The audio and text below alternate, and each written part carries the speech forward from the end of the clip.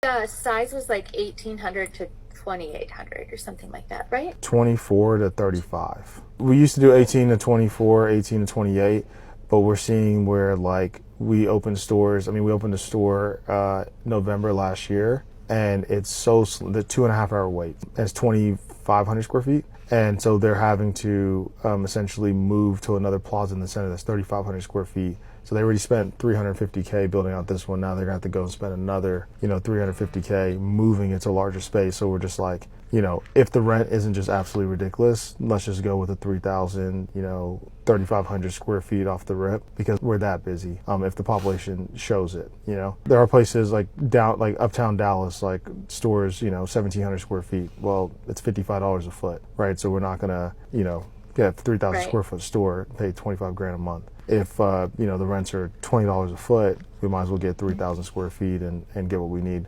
Now, the larger the store, the more equipment, the more cost that is. The larger the store, the more build out, the more cost that is. But we do it, and sometimes we just leave a few rooms open just so you have room to grow into it, and saves you money on the front end. But it does suck because when you do have to pay for it, you pay for it cash compared to including in the loan. So that's a conversation we can have at another time.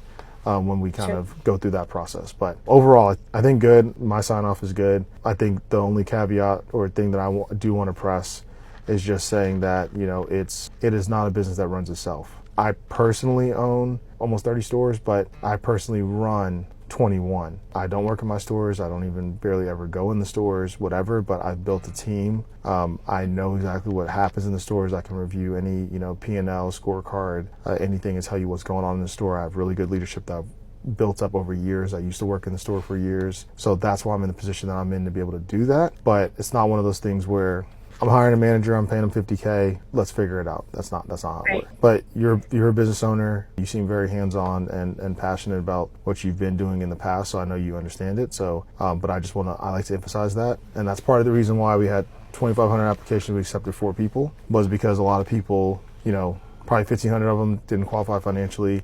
The 1,000 that did, it was, people who wanted to, hey, I have, $1 million, I want to put this in here, but I still have a 9 to 5, or, I'm retiring, or, whatever it is. And they think that, hey, you just put the money in, it's just going to run itself. And it's like, no, it doesn't. It's about investing in people, more than anything else.